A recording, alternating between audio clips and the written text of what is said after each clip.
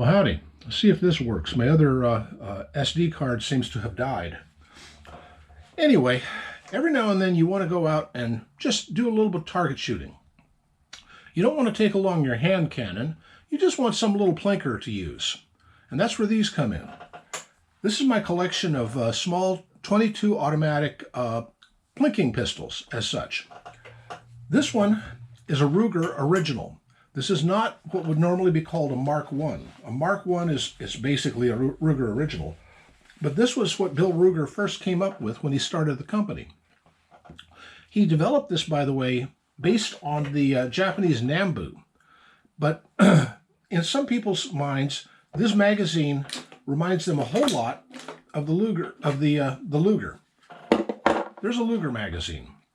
I can see the resemblance, the follower and all that. But then this is a Nambu magazine, almost exactly the same. But I think Bill served in the Asian theater, and therefore he was much more familiar with the Nambu than he was with the Luger.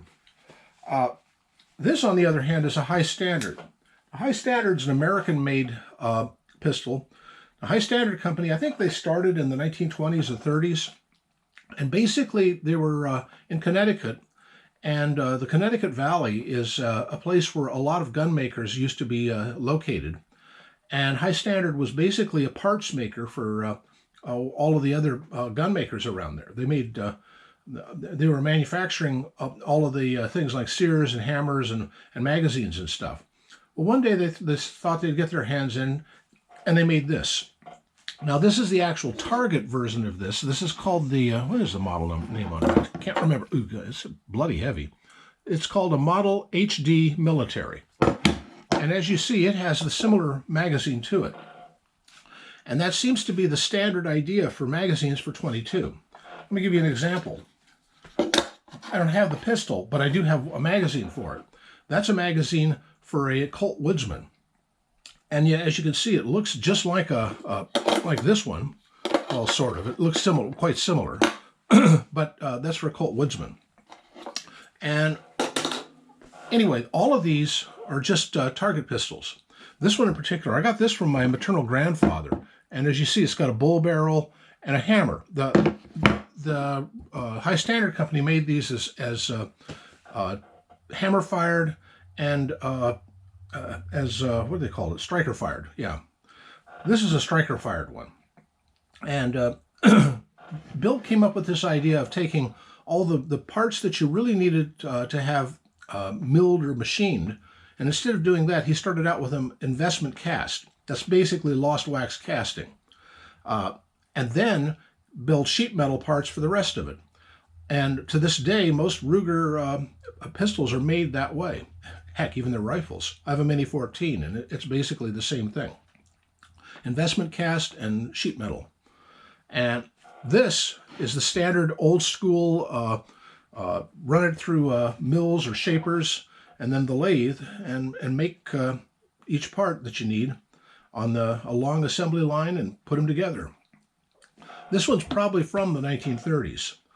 I don't know. It's a really old one. I know in World War II, the government bought a whole mess of these because they found that especially the city dwellers, really weren't that familiar with guns and didn't know how to shoot. So when they took them off to the boot camp, well, they had to have something for them to shoot. Well, they started them off with 22 because it doesn't have the recoil of a 45 ACP. So by the time they got used to this, then they would give them a 1911 and say, okay, boys, now use one of these. And they weren't so shy of it by that point. So anyway, that was the story of the High Standard. It's sort of the poor man's Colt Woodsman. And it's the story of the original Ruger, which I really like it. This is both of these were busted. I just fixed this one today. The recoil spring was kind of wonky on this, and I just fixed it. And this one had a problem with I forget, one of the parts in it had gone south.